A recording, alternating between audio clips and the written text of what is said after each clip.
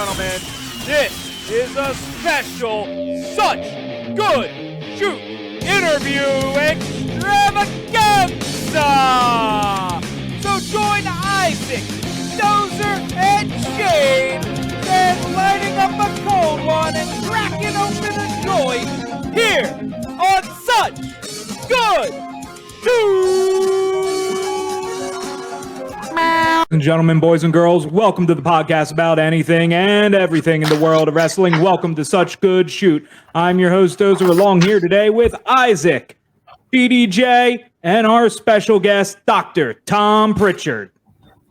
Guys, man, it is a welcome pleasure to have you. Yes, well, thank you. It's great to be here, man. It's a great night to be anywhere, I guess, huh?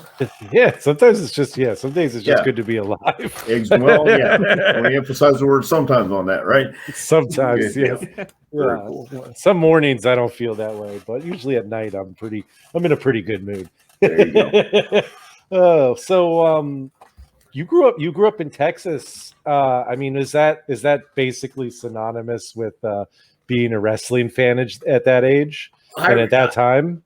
Yeah, I don't think so. I don't think. In fact, I know for a fact most of the kids during my time of growing up were always wanting to be astronauts or teachers or policemen and stuff. That was a stock answer from kids back then, even though they didn't know what the hell they wanted to do. But I watched wrestling. Bruce and my brother, we watched wrestling every Saturday afternoon, and you had the Funks, you had Ricky Romero, Gory Guerrero, you had Buddy Colt, Gorgeous George Jr., all these names who were top names back in the day, but we're watching it from day one. We fell in love with it. And then when we moved to Houston, it was the same thing. You'd meet some guys who say they wanted to be wrestlers if you went to the arenas, but as a usual occupation, when kids would be asked on these little kid shows and stuff, hey, what do you want to do when you grow up? I want to be a scientist. I thought, no, man, I want to be a wrestler.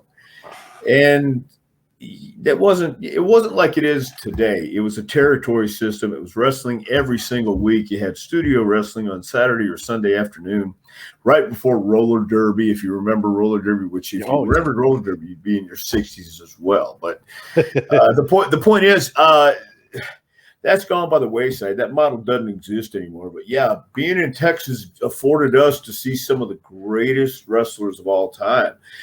For that era, let me say this, for all time, but it was done differently, and it was authentic, it was real, and Texas wrestling, that's where the Texas death matches came about, because they just knew Texas was outlaw and the wild, wild west, and by God, it was. I got to see Terry Funk in his prime when he first started, got to see Dory Funk Jr. Yeah, that alone was just worth the price of admission growing up. So Texas, while it wasn't the usual thing you'd hear come out of some kid's mouth, there were closet wrestling fans, but I was right up front about it. And so it was a lot of fun growing up, that's for sure. Even if nobody else wanted to be a wrestler, we sure did. Well, I mean, and if you both wanted to get into that business, you sure as hell made it and had a lot of success doing so.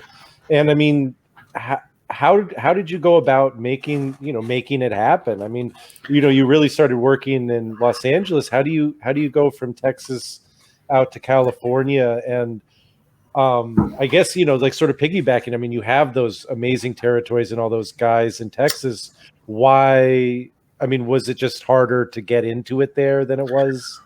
I started taking pictures and writing stories for the wrestling magazines of the time, Wrestling News. It was a lot of Jim Melby and Norm Keitzner publications, and those names are known to the real students of the game and the historians, but not to a lot of other modern wrestling fans.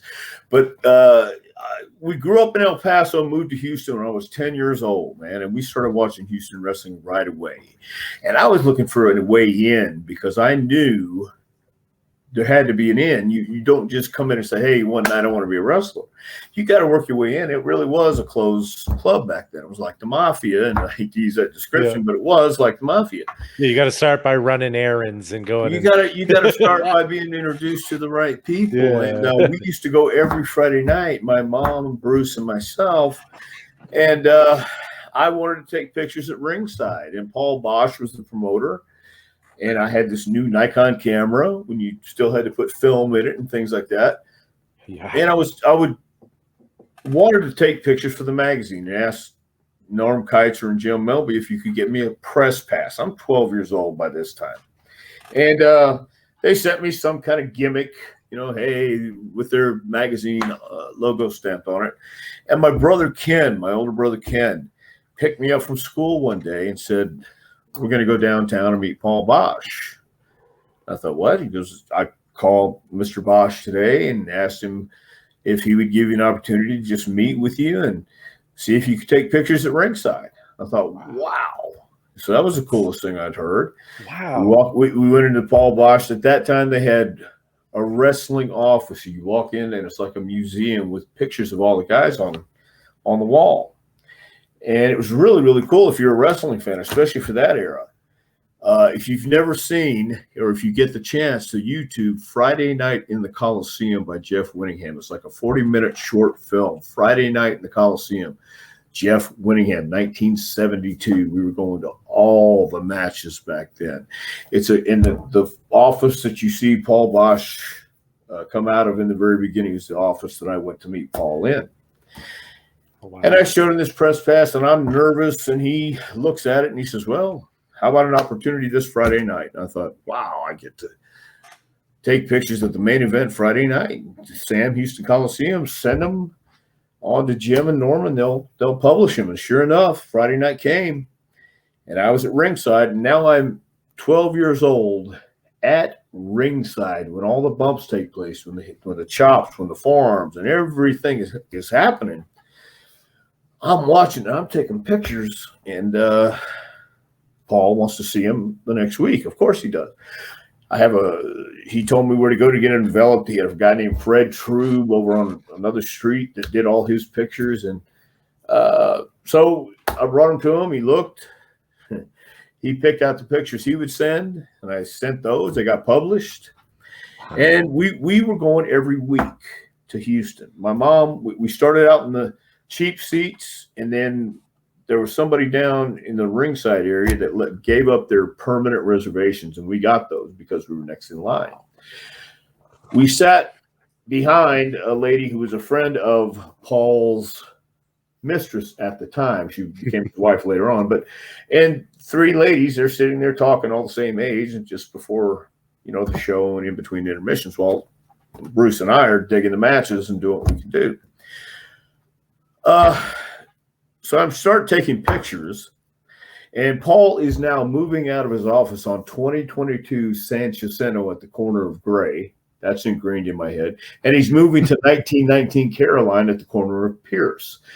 He gets me, and I think Bruce helped move the office from one place to another. So we moved all the pictures, everything else. So now we're not just going to the matches. I'm not just taking pictures, but I helped Paul Bosch move. Wow, it's a big thing.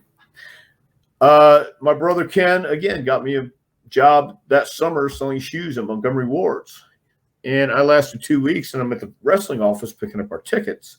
And I'm telling the stories to the two ladies who work behind the counter that this is a horrible job. Oh, my God, the people that come in. And Paul is walking out of his office. And he stood there. Now, this, as I look back on this, too, it sounds incredulous and incredible that this actually happened. He said, well, that job's going to give you a lifetime of stories. How would you like to work here? So when he said that, I said, oh, my God, of course. And I found a check last year. It was $75. That's what I was making a week for a kid during the summer. $75 a week. I'm living at home. I have no bills. I get to go to the matches from the office. I get to see Gary Hart and the guys come in Friday morning for the booking meeting. So now I'm working behind the office, or behind the counter in the office. And I'm 15 years old at this time. I had a learner's permit to be able to drive. You could drive without a somebody in the car for some amount of time, whatever it was. And that's pretty much what I got to sit by Paul Bosch at ringside every Friday night.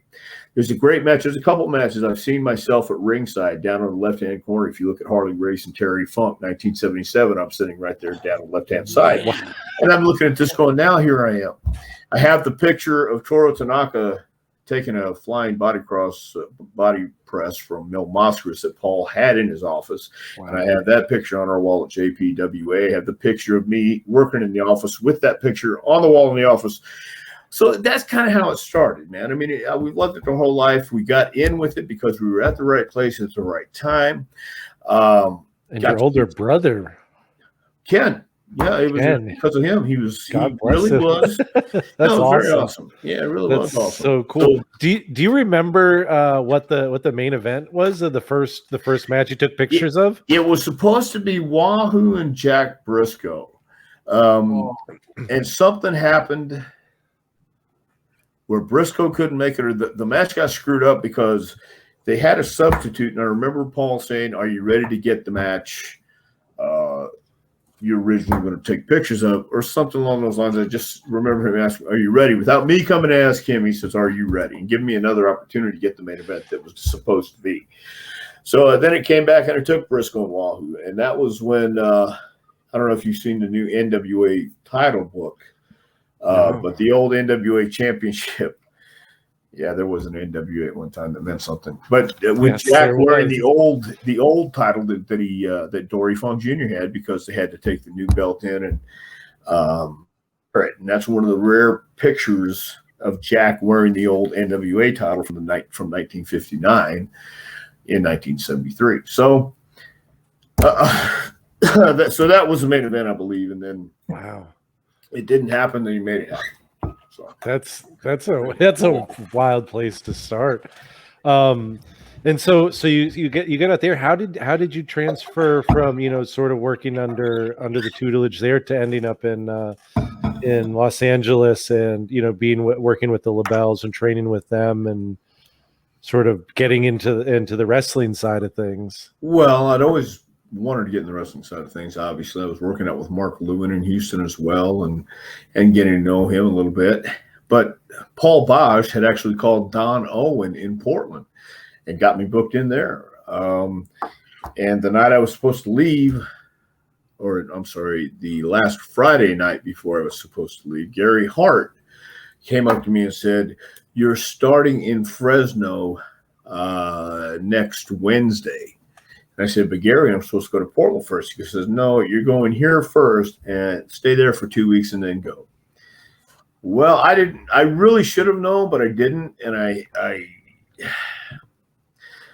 I just wasn't thinking about calling anybody and asking anybody, because I figured everybody worked in concert together. Everybody knew Gary, would always be at the office on Friday morning, and I just figured that would come up in conversation or whatever I thought back then. I was 20 years old, and I fly into Fresno, and I wind up there 2 weeks, and I asked Chavo, "When am I supposed to go?" Chavo Guerrero Sr. was the booker. And he says, "You're not going anywhere, man. You're staying here." And I thought, well, okay, great. I'm staying here. So I stayed there for a year, and I eventually made it to Portland in 1985, and Don Owen told me about that story, that he was waiting for me to show up. 4 years later, here I am. So, yeah, that's how I wound up in LA. Thanks, Gary. He kind of diverted me off. Oh, wow. Yeah. Holy shit. Damn, man. Yeah, that's funny. What was it? There's no mystery to it. I just got shanghaied. Thank you. Yeah, that'll happen, I guess. So when it came to wrestling and like learning that, who do you really credit with spending a lot of time like really getting you in ring shape and learning applying your trade? Well, while working in the office in Houston as a teenager, again, I worked there from the time I actually junior in high school, the summer after a senior year, and then I started working every week. Various guys would come to the office and either talk to Paul and tell him they wanted to be wrestlers, or some of the guys wanted to come in and just hang out. There was a football player in Houston, and he wanted to transition to wrestling. He thought I guess he'd heard from everybody else it was a pretty easy gig, or at least a lot more fun. Ernie Ladd and Ron Pritchard, some other guys who'd wrestled or played football, were also wrestled, and he thought, what the hell, if they can do it, he could do it. So the next week, Gary brought the Iron Sheik with him to the booking meeting, but really it was to meet this football player. And as you know, every smart, great professional wrestler always carries his gear with him. And I always put workout gear in the back of the car, just in the hopes, dreams that something like this would happen.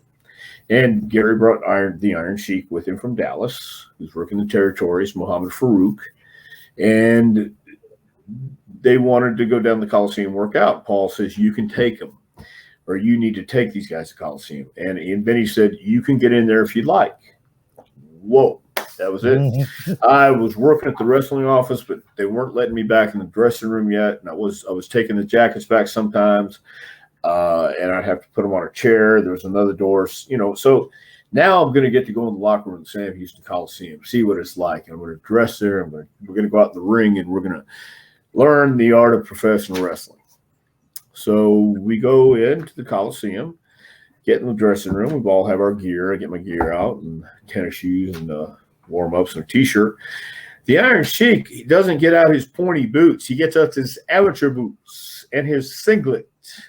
He becomes the Olympic Iron Sheik, the Olympic wrestling Iron Sheik, but about 245 solid pounds, just in shape and hard. And he was big. Yeah. And we go to the ring, and the first thing he says, okay, you'll go down to push-ups. And so the guy and I went down. I don't remember how we did. Then we did some squats, just got the blood pumping. He says, okay, now we're going to lock up. So he goes to me. He showed how to lock up. So he says, and I went too light with him the first time because I'm trying to show him I know this stuff. And he's going to show me, no, you don't. So he says, no, I want you to lock up strong. And he locked up. Good and strong. Said, okay. First time we went to lock up for real, I lock up and I slap him right on his ear. Yeah, that's what I did too. And he just went, ugh. I did not say wham, and he slapped me.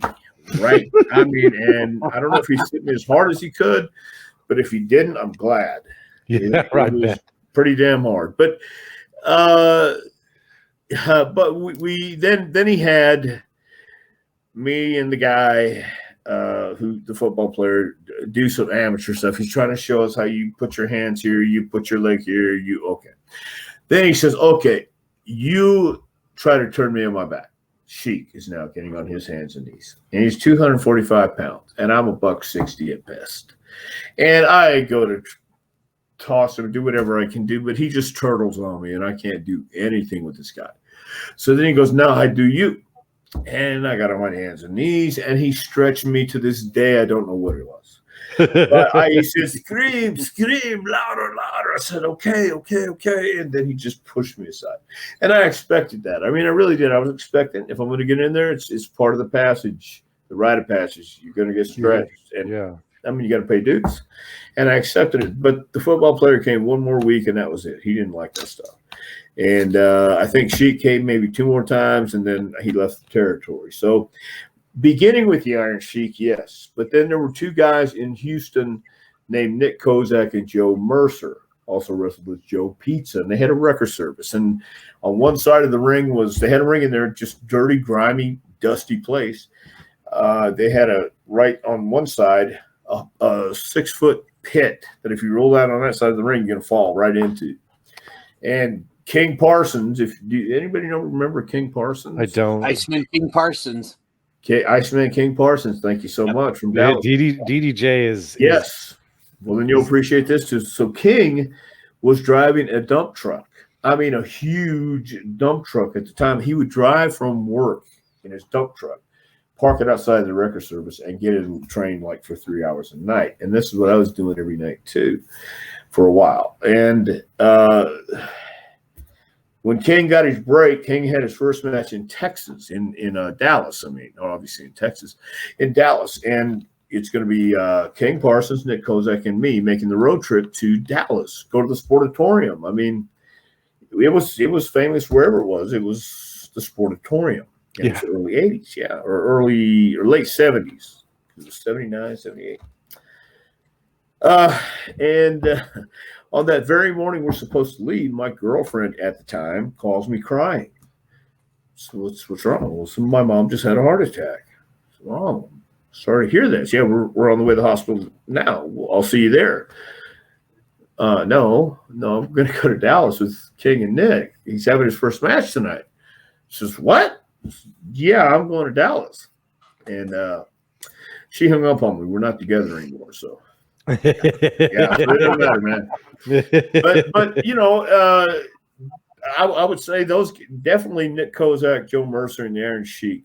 And then the rest of the time, I mean, with this business, it's like stand up or anything else. You have to do it in front of people to get better. And you got to have people in the ring with you to call it and make sure and listen and tell you when to slow down. Because when you're young, you want to speed up and you think you're doing just right when you're not. You need to hear that. And a lot of people don't want to hear that. Good players want to be coached and great players want to be told the truth. Yeah. So, you know, there's not that many of those truth tellers out there today, I guess. So, but that was how those are some of the early influences that went on. I met others. Those are some great influences. One of the things that strikes me about you talking about, you know, starting out, just getting in as a photographer is, you know, it's very similar to how Jim Cornette got into it. You know, he was a ringside photographer, and I know DJ the same way. Paul Heyman, Eddie Gilbert, yeah, and I know DDJ, you had a question about Cornette and working with him that you wanted to ask. Yeah, so I was a huge fan of Smoky Mountain Wrestling. I just remember discovering it in action. So what was it like having him as your manager during your time in Smoky Mountain? Very cool. I've known Jim. I met him about a year, two years after I broke in. He's a really entertaining and good guy. And in Smoky Mountain, the whole thing was on him.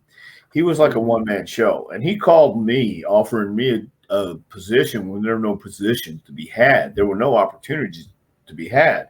I had been in Memphis at that time a little over a year, and my time was running out. I knew it. Everybody knew it. And he offered me a gig. And he didn't have to. There were other people who could ask. In fact, it was supposed to be the Midnight Express and Rock and Roll. So Stan needed a partner. Oh, really? Wow, I never knew that. Yeah, sure was. But Bobby got signed to a contract after Jim and Stan quit. Jim and Stan had enough of WCW, and they just assumed Bobby was going to come with them. And he was, but they offered him an extension. They offered him another contract. And he had a family, and Jimmy said, no, stay here.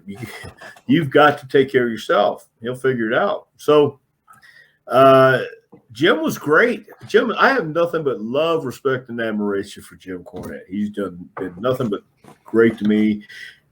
He's a stand-up. He is a stand-up guy for what he believes in. And I have to respect that. I have to respect anybody who has views of their own and agree with them or not. He's passionate about how he feels. And yeah, the man is just an encyclopedia of wrestling knowledge. Yeah, like it's incredible, you know. Like, and yeah, he's, you know, I mean, part of his thing is being Jim Cornette, and that's, you know, but not just part of his thing. That's Jim. That is he is what you get. He's tremendous.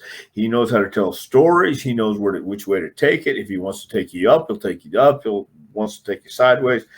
That's him. The best performers are just an extension of who they are. The funny guys on stage are usually the funny guys off stage, and because it's a natural thing, it's second nature. And Jim, my God, he the Midnight and Rock and Roll were certainly defined the '80s in WCW and tag team wrestling, and as far as what a top guy or top team really is. And how can you not at least respect it and honor it? You may not agree with it. You may not agree with a lot of things he says, but my God, at least he has the balls to say them. At least he stands for whatever he wants to stand for, and he'll explain it. Huh? And he explains it. It's not like he just takes like bullshit stances on stuff and then like has no real reason for why he does it. Like he will go on, a half-hour rant if he has to, explaining in detail why he hates something. And yeah, I have a lot of respect for that because, like you're saying, like if you think something and you're willing, it's an unpopular opinion, but you're still willing to go out there and say it. Like that's not always the easiest thing to do when you're a public figure. Yeah, but then really you have to care what people think about you for it to really matter. So he doesn't care. He really doesn't care. That's pretty cool. And then and then another question about your time in Smoky Mountain Wrestling. I know when you started out with the Heavenly Bodies, it was originally you and Stan Lane, and then I believe Stan Lane decided to retire, and then they brought in Jimmy Del Rey. Was there any difficulty for you? Was there any difficulty for you to transition from partnering with Stan to Jimmy? I think the difficult part was just being who I was at the time. Jimmy and I were two different people, and we had different ways of looking at things. In the ring, it was great. In the ring, Manny was a fantastic worker, no doubt.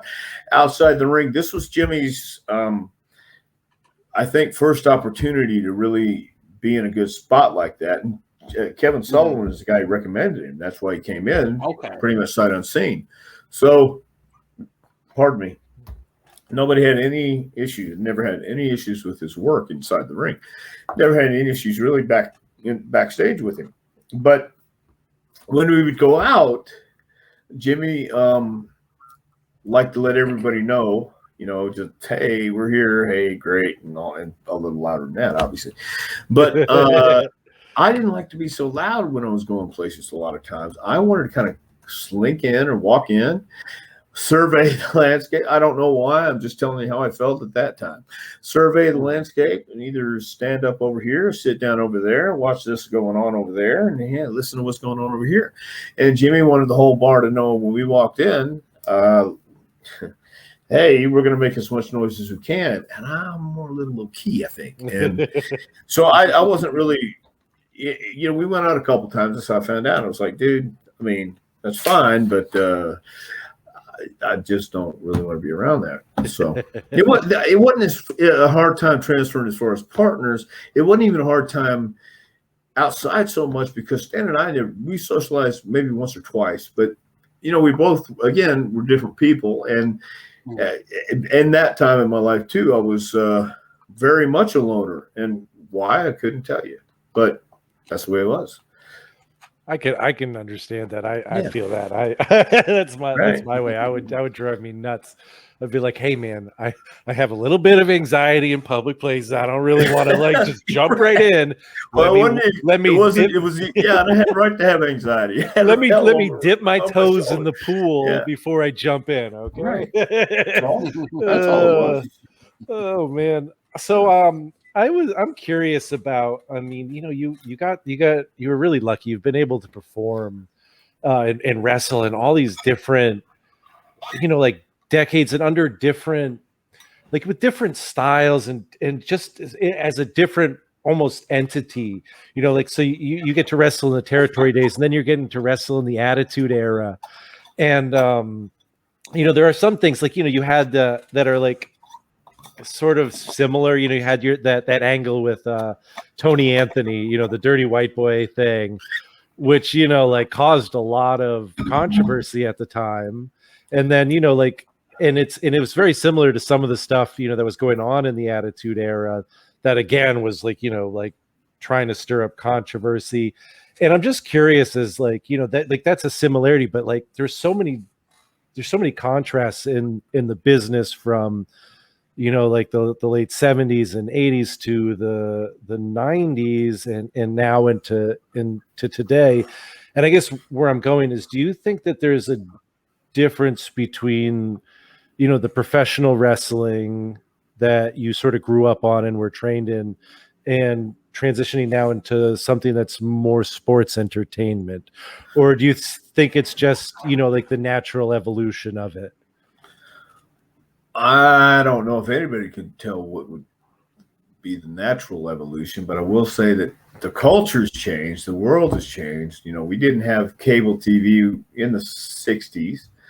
70s it started to come in, and then 80s it was really when the floodgates were open. But I think about it like this. And are we on a time schedule here, by the way? I mean, whenever you want to get done, man, we can be done. But no, well, because I have a story to tell that's kind of sums up the different culture and the different attitude. Yeah, we'll go as long as you want, man. I'm just saying. Sometimes my stories can be a little long-winded. Please. Okay. So here's the deal. We're here to listen. Well, then you better be sorry for that. So anyway, when I was growing up, Harley Race was in El Paso, and so was Grizzly Smith. And Grizzly Smith, when he made his debut, came out on TV and said, "You can punch me as hard as you can in the stomach. You can kick me. You can do anything you want. And just hit me in the stomach, but you won't hurt me." So they would have some guys come out and punch him, and they say, "I don't care if you climb up that turnbuckle. Go ahead, come off the turnbuckle and just jump on my stomach as hard as you can." All right, they do that. Couldn't hurt him, couldn't phase him. So this goes on a couple of weeks. I'm not sure how long, but a couple of weeks at least. And Grizz is on a promo and says one day, "Look, you can come off the turnbuckle. You can come off the roof of your house. You can come off an 18-foot ladder. I don't care what it is. You can't hurt me." So the very next week, Harley Race comes out and says, "Hey, I got my 18-foot ladder. Where are you, you coward? Get out here." And you don't call anybody a coward. And especially in Texas at that time. It's in a studio. It's a really close audience. And people, the old comeback when people say wrestling's fake, Nick Kozak used to say, "Well, for those who believe, no explanation is needed. And for those who don't, no explanation will do." Because you still had your people who believed. You still had your people who wanted to cheer the good guy and boo the bad guy. And you had some people who just really believed, because those guys, when they would come to the ring, they really believed. They had the attitude and they had the vibe and they were authentic and they were real when they came to the ring. Of course, they were working, but they were thinking shoot. So you have to think shoot, but work. Nobody really understands that until they get in that position. They've been working a few years and they go, "Oh, now I get it," because they're clicking with the fans. But I digress. So Harley says, "I got my ladder. Where are you, coward?" And Grizz comes out the next segment and says, "Oh, I'm right here." And by God. So Harley has a couple guys holding the ladder, and he climbs up on the top of the ladder, and Grizz is laying prone on the mat. And the two guys are supposed to be holding the ladder to steady it for Harley, and Harley goes way up in the lights, and he adjusts the lights and gets up there, and he a dramatic pause, and the TV announcer was Nick Adams, Baby Doll's dad. And he says, "All right, ladies and gentlemen, we need complete and utter silence so Harley Race can concentrate getting on the ladder." So he gets up there, and all of a sudden, silence, ladies and gentlemen. All right, he's messing with the lights, and he gets poised, and he jumps off the ladder and comes with his knee right across Grizz's neck. And oh my goodness, the place erupts. And Nick Roberts goes, "Oh my goodness, ladies and gentlemen, oh no, what's happened?" And Grizz has his tongue hanging out. It's dramatic, and the two guys are scrambling. What the hell did they do? And Harley comes over to Nick, and Nick says, "What did you do? Why did you do this?" "It wasn't my fault. There were two geeks in the ring." And he's smiling. He's a liar. And Nick Roberts goes, "Ladies and gentlemen, we need," and this word always stuck with me too, "we need an ambulance," not an ambulance, an ambulance. Okay? In the studio, they had the roll-up door. They had an ambulance. They got everybody to the ring to check on Grizz. He's selling it, and it's great. They get the ambulance. They put him on a stretcher. His tongue's hanging out. They strap him in, and oh my God, ladies and gentlemen, what's going to happen? Grizzly Smith's career is coming to it. Oh, will he ever return? All this stuff. 2 weeks later, we're moving to Houston. My dad got a better job. We're leaving El Paso to go to Houston. I'm emotionally fully invested in what's going to happen to Grizzly Smith and this angle in Houston, in El Paso. All these crazy things are going on. And we have a lady in El Paso who's going to send us the newspaper in the card and all the advertisements. Back then, it was just newspaper, not this internet stuff. Yeah. It was even less reliable than today. But the point is, she's going to send me, keep me up to date. And in the newspaper clippings, they would always mention, maybe in one sentence, something about Grizzly Smith is recovering wherever he was from. We moved to Houston. We see new group of wrestlers, new crew: Wahoo McDaniel, Johnny Valentine, the Great Malenko, Jose Lothario. My God, the at the time, Fritz von Erich. We're watching these guys. Well, we're there, I don't know, 2 months, whatever it may be. We hear on watching the show on Saturday night. They had the matches Friday and replay on Saturday, except for the main event, and Sunday morning.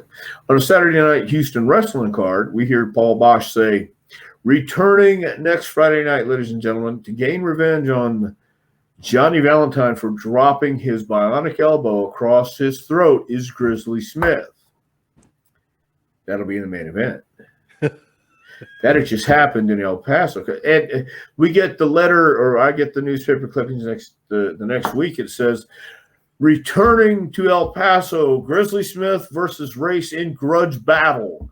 And they went through the angle there too. So they showed the angle on Houston Wrestling, and it shows Johnny coming off on the neck and all the stuff. Then I remembered what was happening. So that was about 10 years old, and I kind of was putting two to two together. But I still admired and was thoroughly mystified, if you will, with the way these guys went about protecting the work. You could do the same angle in the same state in a different city without everybody knowing about it. See, today, the internet would be out in like a heartbeat. It would be done. So that's what a lot of the difference was, and the culture was. And the guys also were made of a different type metal, quite honestly. They looked like the people they were not portraying, but the people they were portraying. They were just turning up the volume. But there was unpredictability there. You couldn't say this guy is something other than what he was. Johnny Valentine was a rough, tough guy, rough, tough bastard he really was that guy. He looked the part. He was the part. He wasn't playing a part. He was that guy. And no one was writing lines for him. No one's creating anything. Right. It's all their thoughts. It's all their feeling. It's all their emotion. And that's missing today because no one's actually seen that in action with the kind of people and players you need for that to have happen. They don't exist anymore. It's a different world. Wrestling has always been entertainment, but you always, not always, but up until about late 70s, 80s, because that's when everybody started getting into it. And when I say everybody, it's like there used to be a process where you had to know somebody who knew somebody to get you in. And if you didn't have that, you were called an outlaw. They weren't called independent wrestlers back then. They were called outlaws, because usually what would happen if you couldn't get onto the regular promotion, you would start your own gimmick and find a building or a place to work and set up a ring and compete. Not really in Houston. Houston, they had outlaws, but they couldn't compete with Paul Bosch because Paul had TV. He had better talent. But these guys still wanted to be wrestlers and want to be famous and tell everybody they're wrestlers. So, but you can't always trust words because people can tell you everything. You trust actions because that speaks for itself. And these guys' actions, by not going to the gym, by not looking like wrestlers, pretty much exposed everything. And the other thing was the commissions were strangling a lot of these. And that's why I believe Vince went out and came out and said, look, we're not going to insult anybody's intelligence.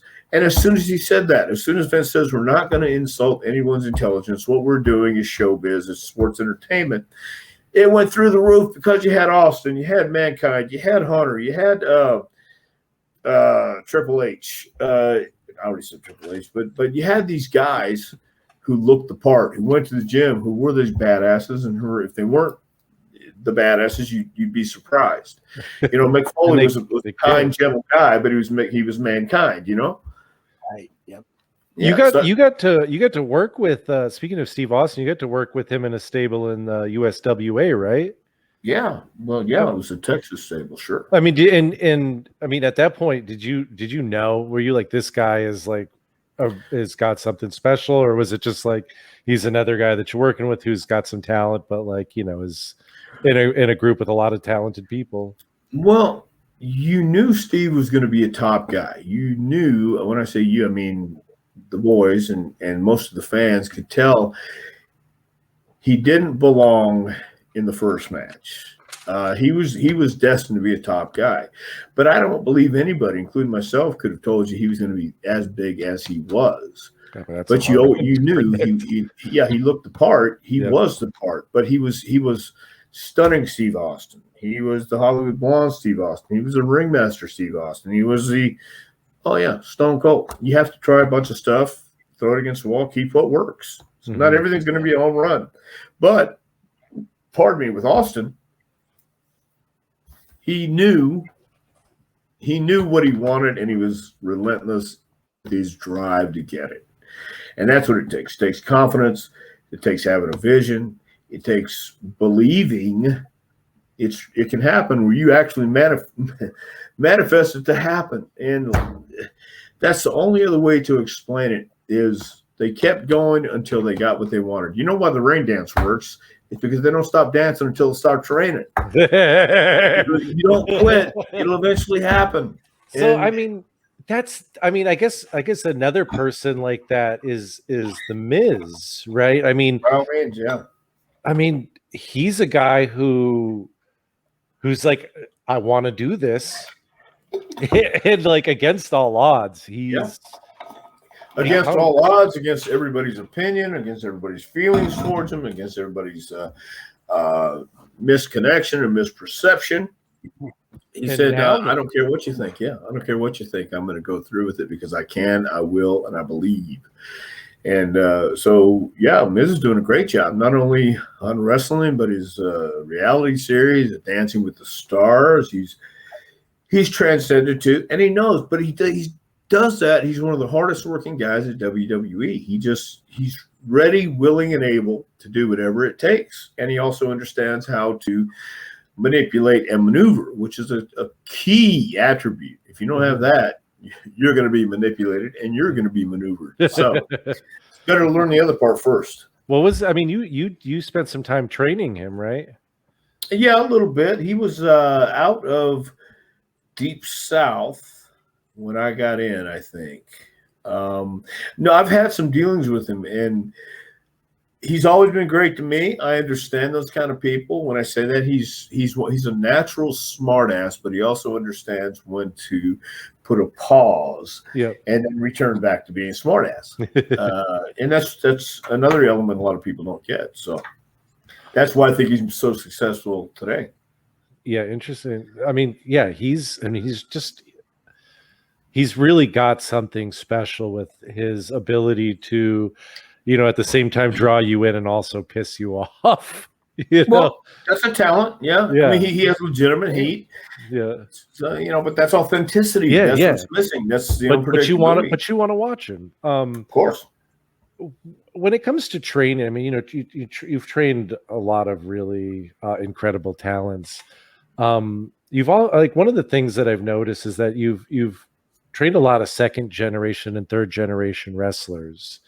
Or people who've been in the business. You got, The Rock, Randy Orton, guys like that.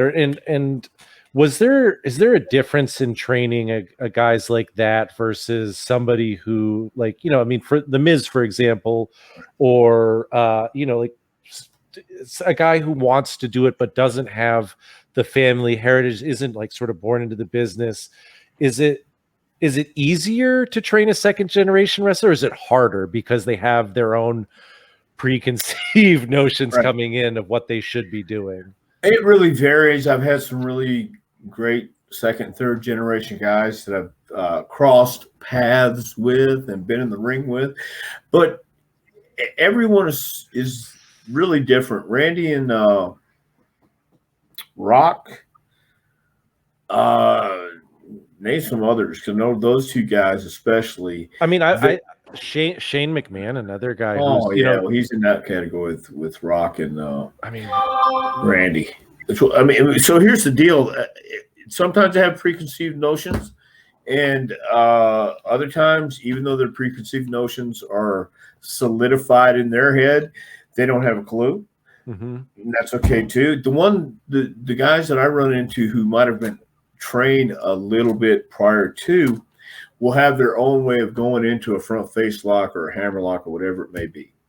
There's this way, that way, there's your way, there's my way, but the right way and the only way does not exist on how to teach someone how to do this.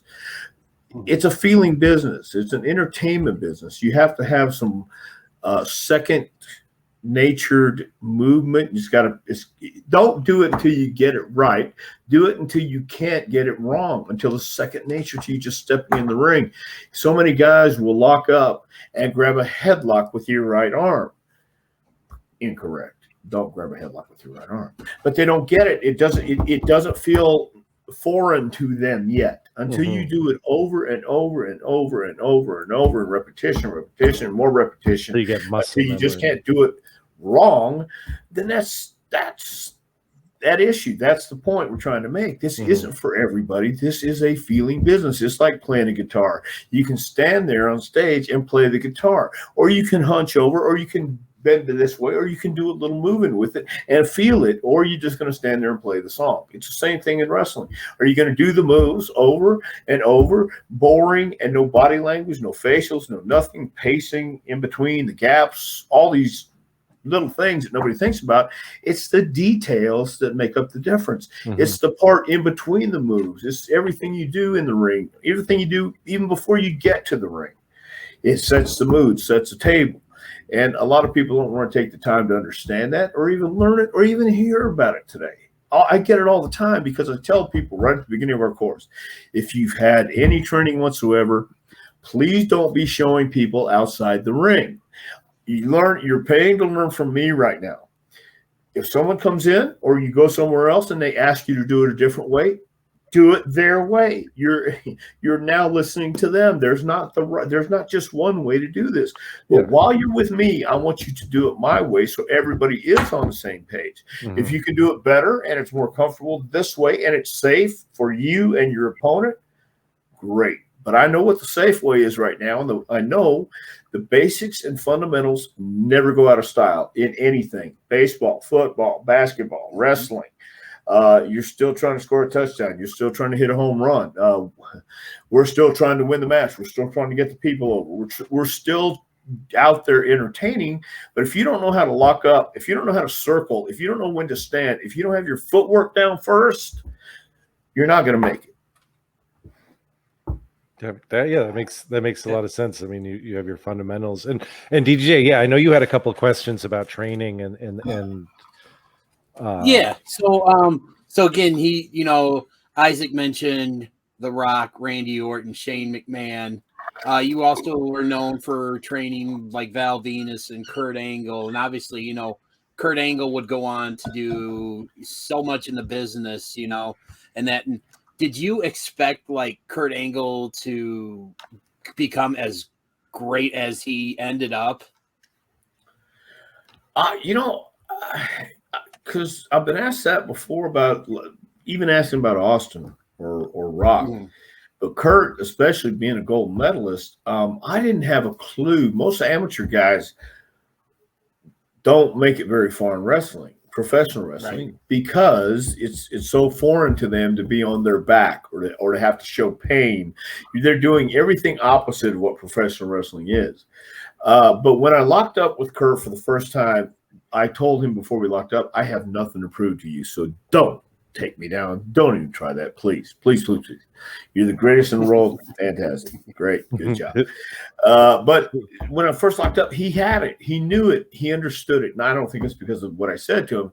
He instinctively understood this is completely different. He watched wrestling a little bit, I think, with ECW and maybe somewhere else. But, yeah, so when we got him in the ring, he was more than accommodating. He got it. He was confident in who he was. He won the gold medal with broken freaking neck. And that's so he wasn't afraid of some guy. He wasn't afraid to be vulnerable because he understood he was performing. And I didn't know he was going to be that good at performing. I didn't realize he was going to be that great at performing and doing what he did, not only in the ring, but on promos.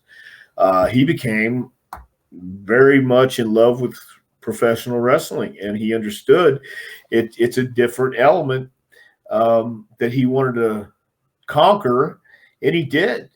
So I think anybody I trained, I don't think I could have ever stood up and said, he's going to be a world champion, or he was going to be the greatest of all time, or he's going to be one of the biggest mega superstars, not just in wrestling, but on the planet. I mean, I don't think anybody could say that, because when you're one-on-one with these guys, they're just like us. They're fans of the business. They love the business. And the guys like the second generations, like the Rocks or the Austins even, or the Randys, they know the history of the business, and they realize this is a tough gig. And if you don't like it, it's even tougher. So you have to really love it to be great. And you have to really love it, I think, to succeed. You could do it the other way and not succeed, but your life won't be as fulfilling or happy, in my opinion. So, but yeah, I thought Kurt was going to be another top guy. I didn't know he was going to be as successful as he was either. I don't know of anybody that did, really. I mean, one thing with Kurt is, as you know, I mean, just as a fan watching, and you know, the amount of time, you know, that, you know, from when he decided, you know, when he got signed and to when he debuted and started wrestling was relatively short. I mean, did he just take to it like a fish to water? I mean, it really seems like that, you know, like once, like, you know, like you just show him once, or he can watch something. I mean, he was very coachable. He hit the ground running. Yeah, he did. And he was around some really good top guys too that wanted to help him along. Not in the beginning, I think. I think he well, I don't know. I don't want to speculate either. But he did take to it, and he was able to see something or pay attention to something and implement it if he wanted to. So yeah, Kurt was a great coachable person to be in the ring with, and he would listen, and he understood what was going on and what we were trying to accomplish. Yep. And every time he went out to the ring, I thought he had a great work ethic, and he was great to have backstage too. Well, I guess that's one thing. You know, I work at a boarding school with skiers, with elite skiers that train for the U.S. ski team in Olympics and stuff. And you know, I think one of the things that I guess just sort of pops into my head is that, you know, if you get to that level as a professional athlete, it doesn't really matter what you're doing. You know, you look at a guy like Mark Henry, you look at him. I mean, Brock Lesnar. If you're operating at that high of a level in professional sports capacity, you have to be coachable. You know, you have to have a willingness to learn, and you have to be able to take direction. And I guess, you know, I can see how that translates into being a good student in something new. Well, sometimes it even comes down to being a good human being, because a lot of people don't know how to be good human beings. And some of us, it takes us a while to learn the qualities of what a good human being is supposed to be. Especially in that business. And you're right, 100%. So, I mean, you don't know if this guy who's won a gold medal, you may have talked to him once or twice, but you really don't know how he's going to operate until he gets on the road full time. Yeah. And yeah, you certainly have to have a work ethic. You have to have a mindset. You've got to have confidence, no doubt. But just don't let it get twisted to where you're thinking one thing but reacting another way. In other words, don't think that this is going to be a breeze, and then get out there and not be able to react, not be able to connect, and not be able to follow what's happening in the ring and outside the ring. Yeah. So, and then one other follow-up question, that if you don't mind, was there anyone that you ever trained that you thought was going to be something special, and then just for some reason, one reason or another, it just didn't work? Yes. No names. Yeah. I'm names. not going to ask you to name names because I don't want you to call anyone out. But I just was wondering. I would have. I wanted to ask, but you already said No. We're I know getting you wanted to ask, but yeah, there's been a couple, and yeah. that I really thought one in particular. I really thought this looks great. This guy has everything they're looking for except a brain. So Yeah. yeah, that was like, dude, I have my own can you thoughts. be that stupid? And it was evident. Yes, you could. And then Yes, some. The bonus was you could also go past that line. So. Yeah. Oh man. I was. So do you? Let me ask one question here. No. Go for it, man. Go for it, please. So you talked about how the old school mentality is a little bit different than how modern guys are taking it. Is there anybody currently you see who might have that old school mentality about them? I love FTR. Those guys, yeah, they have an old school mentality. They know how to tell a story. They can get their point across. And you have, look, even if, and I could be saying this wrong because I'm looking through my eyes, but even if you're a casual wrestling fan, if you watch their matches, their tag matches, they have a flow and a story to them. I think it might be 80s style, no doubt, but it's not necessarily what moves they do. It's how they do the moves they do and what they do in the space in between. So I think FTR is a great tag team. As far as anybody doing old school stuff, I haven't seen Impact in so long. I don't know anything about Ring of Honor. That's the problem. Yeah, I don't know about Ring of Honor. I don't know about a whole lot of the other stuff. But have you seen much of Walter? Yeah, I think now Walter's very good. Walter's that classic big man ass kicker. He's one of those guys that I get that old school feel from.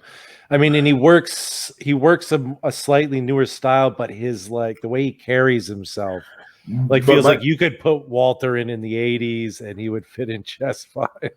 But that's what I'm saying. Would that style even sell today? Because it is a different culture. You got back in those days, Andre the Giant was a touring attraction. We had three network channels, maybe UHF. Now you've got so many options to watch and look at. What is going to make you watch wrestling today? I ask people this all the time. Why would you want to watch wrestling, and what would get you to want to be a wrestler these days? Is it Orange Cassidy? Is it Impact or All Elite Wrestling? No. It's certainly not what I was raised on, not what I got into. It's not the same business, but the world's not the same either. Time keeps going on, and we can't stop it. So if that's what, I remember as a kid growing up in the 60s and 70s, and I loved rock and roll, man. Who didn't? But my dad didn't. He didn't like it.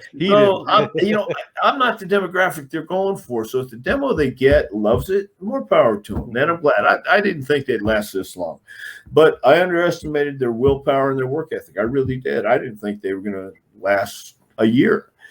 But it's another place for talent to go. But is it what people want to see? Do they want to see the Walters? Do they want to see the old school guys? If it's done well with people who look the part, I believe yes, but there's not a lot of people. There's not a lot of people. Let me try that again. Who look the part. We had a guy named Ox Baker. Have you ever seen Ox Baker, Dennis? I've heard of him. Yes. Okay, look at a picture of him. Look at a picture of him. He's just the mustache. He looks like a bad villain. Yep. He looks like a bad guy. There's no mistaking. And he wrestled. He was a horrible worker, but he had this image, this persona. So he was a badass. In other words, if you asked him what he did, he didn't work at Kmart. He didn't work, at Costco or the 7-Eleven. He was a professional wrestler. He was an ass kicker, but he could barely move. he wasn't that great. So what they did is they gave him things he could do well, and those are all the things he did. It's the stuff in between is what made it different, and that's what a lot of people don't understand today. They think they have to do more moves than they actually really have to do. And then it becomes what's known as a cluster. Yeah. And yeah. And the point is, if you can't tell a story, then what are you trying to do? Just go out and do moves to impress yourself or impress the guys in the back? Well, that's great, but in the end, what's the end game? I don't know. If you tell a story, it's more interesting. Do you think that people are asking that question backstage at WWE and at AEW these days? What do people want to see? Or do you think it's I mean, and is it more like them saying this is what people want to see? Well, I don't know. I really don't know if they're asking that question or not, but they will certainly be asking the question, why did we have more eyeballs on our product? And that, I guess, is another way of saying, what do we need to do to have people interested in what we're doing? Mm-hmm. So you have to have interesting people. You have to have interesting and compelling storylines. It used to be one booker. Now it's over, 40, 50 writers? I understand. Once again, it's not old school wrestling. And I know WWE hates old school wrestling. It's because it's story driven, it's fantasy driven, or I'm not even sure who's driving anymore. So some of these things should be evident, that if they don't want to see what they're seeing now, or what some people are seeing now, what is it? What's the recipe to get more people to get interested? But again, business was down long time ago, and right before the Attitude Era, business was at an all-time low. I don't know if it was all-time low, but it was down, man. Yeah, 95 was not a great year. Not a great year at all. No. And suddenly you had the emergence of a Stone Cold. He went from being this guy to that guy. Yeah. And it was authentic. It was real. And he connected with people. But you have to ask yourself, he was a bald-headed guy with a goatee, mustache, black trunks, black boots, black knee pad, black vest, as black and white as you could get. Yep. But yet the hottest babyface, the hottest heel they had. Yep. So, you had Rocky Maivia come out smiling with the Chia Pet haircut, and they turned on their heartbeat because they knew he was being shoved down their throats. Yep. And when Rock would hear it in the arenas, he would come backstage and say, "Why are they booing me? Well, I don't understand." So he thought about it. He says, "Well, it's because," and he came to the conclusion himself, I'm being shoved down their throat. It's not natural. It's not organic. And when he turned on the people and the fans and said, "I've done everything I can, and all I hear is die, Rocky, die. You don't appreciate me." And he turned into who he is. He's a great smartass. He has great wit. He's got great comebacks, and he's charming. He's got a great smile. Yes, but at that young age, no, they were trying to do it overboard. Yeah. Once Rock realized it, and once everybody else realized it and said, "Be yourself, go ahead, do it," he did. And so that a lot of authenticity, a lot of unpredictability is missing, because everybody's in. Everybody knows, oh, ha, this is what it is. I don't know if that's killing it. They knew it when Austin was going out there, but the Undertaker still got over, and the Kane still got over. The guys that got over were the real deal. And I guess that goes back to, and I mean, we'll wrap it up here, because I know you've been at a birthday party. And I have been at a huge birthday party. Let me just tell you, we had so many balloons there, and little Bluey cups. I don't know if you know what Bluey is. Bluey, oh, my kid loves Bluey. That's my son's favorite show. Of course. Yeah, we all got exhaustion. I'm feeling sure. We all got kids. Yeah. Yeah. But there you go. I mean, when Vince McMahon sort of kicked off the Attitude Era, and it's like, we're not going to insult your intelligence anymore. Have we gotten back to the point where it is like we're just sort of insulting the audience's intelligence, and by saying, "Oh, well, this is so and so, this is their name that we made up," even though who this is, that there's a real story behind this person. I mean, you look at them bringing, Steiner's son in and giving him a new name and not acknowledging the fact that, and it's like, we know. I mean, we have the internet. We know who these people are. And so it's like you're trying to, bring a form of kayfabe back while at the same time say, oh, we're, and it just feels kind of confused. And it does feel like you're getting back to the point where it is like almost like we just expect you to believe whatever we tell you. I don't know if it's that so much as once you come to our domain in our environment, this is our domain and our environment, and we are going to make you this persona, this character, this storyline entity, I guess, and make it a series or make it a sitcom, because it's not wrestling. It's not. You're not going to WWE for wrestling. You're going to WWE for an action series. You're going to WWE for a sitcom series. You're going to WWE because if you're flicking the channel first of all, young people don't watch TV. They watch their devices, their phone. They don't. I know that. I get it. So they're not playing to the guys who are watching. They're not playing to the internet. They're not playing. It used to be until recently that you brought more internet darlings in because you were trying to play and get the internet on your side. Okay. That may work in the short run, but obviously in the long run, Vince or whoever's making decisions right now sees it their way. And their way is running $1 billion company and making more money for their stockholders than they are worrying about making it more wrestling. They're going to make it more entertainment, if anything. They're going to make it more about the presentation. They're going to make it more about our stockholders and corporations. And will Vince ever sell? I find that a little bit hard to believe he would. But anything can happen in WWE and anything in life. So, really, anything can happen. Anything can happen. That's true. God, I miss Vince McMahon on commentary and that voice. Yeah, but that voice left him a few years ago. Yeah, and a few things left him years ago too. So we've got to figure out a way. But they are not the nitwits people are saying, but that's because very few people really know and understand what's happening. And that's the main concern is it is $1 billion company. It's done, man, he has surpassed anything done in wrestling before.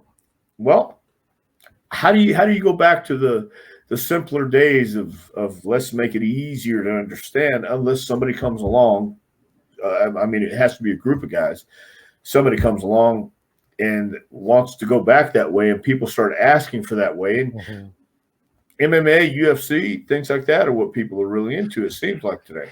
And I think that's a really interesting point, because I feel like with UFC especially, they are the guys who are the closest to the old school wrestling business in a lot of ways, because it.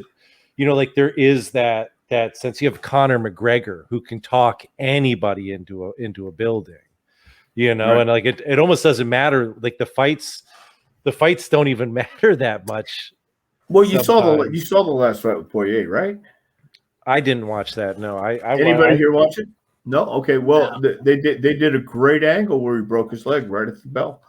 Right at the bell. Yes. That's the kind of angles that wrestling used to do, professional wrestling. Yep. I mean, looking like they're pummeling each other. Sometimes they would, and sometimes it would turn into that, even though they were working still. Nobody's getting mad about it, because if you hit somebody game a hard way in front of the fans, they believed it too, and they got into it. Now you have UFC doing the same thing pretty much, but at the end of at the buzzer, the bell, whatever it was, when I watched it with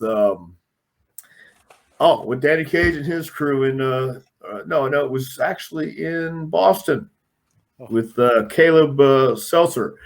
went to Hooters and watched it. It came on late. My neck of the woods. We're watching this the first round, and we're seeing McGregor get his ass kicked, come up, and then the breaking of the foot at the bell.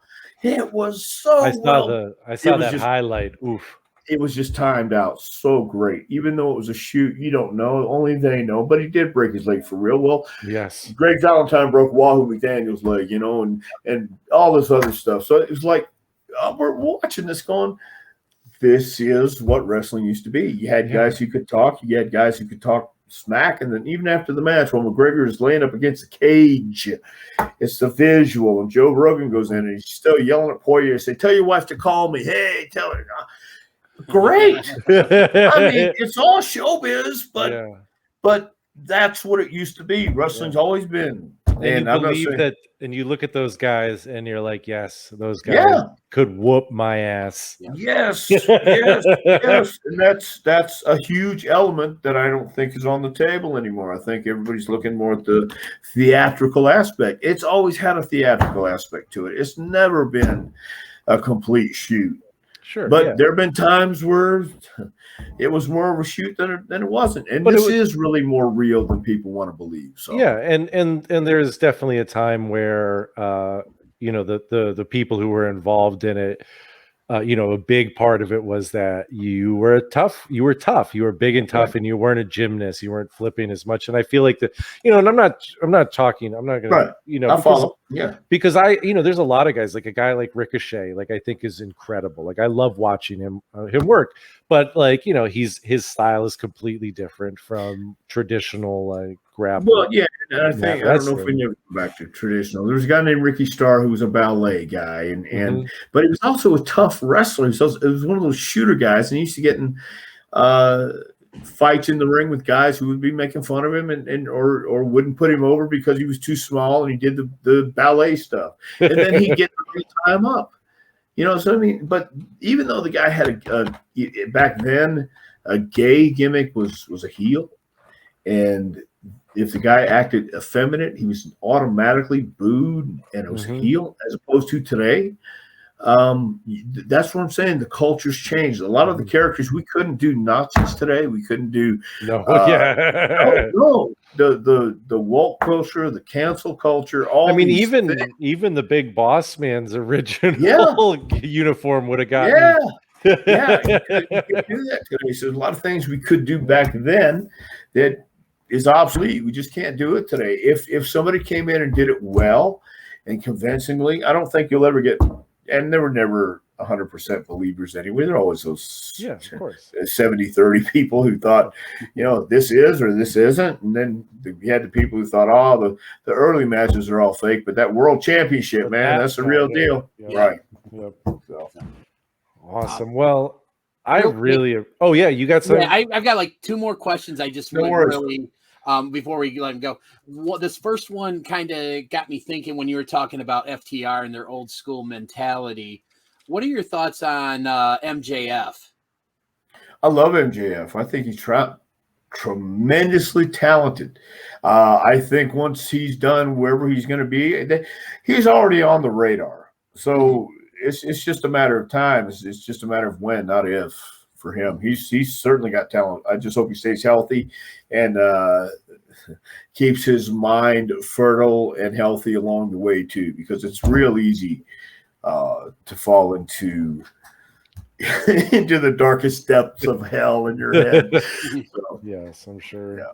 And then my last question is there someone that like you're watching, say either on Monday or any night of the week, because there's wrestling every night of the week? Someone that like you see out there that you kind of think to yourself, man, I wish I could have trained him. Well, I was talking about Zicky Dice maybe last year, 2 years ago, something where I saw him and I just came across him on might have been YouTube when I was looking for some matches or the TV. I was looking for something and he came on in a promo outside in the streets, and I'd never seen him before. And I thought, who is this guy? Just by the way he was dressed, just by the way he looked, and by the way he was talking, by his sound, by his rhythm. I stopped and watched, and I said, this guy has something special.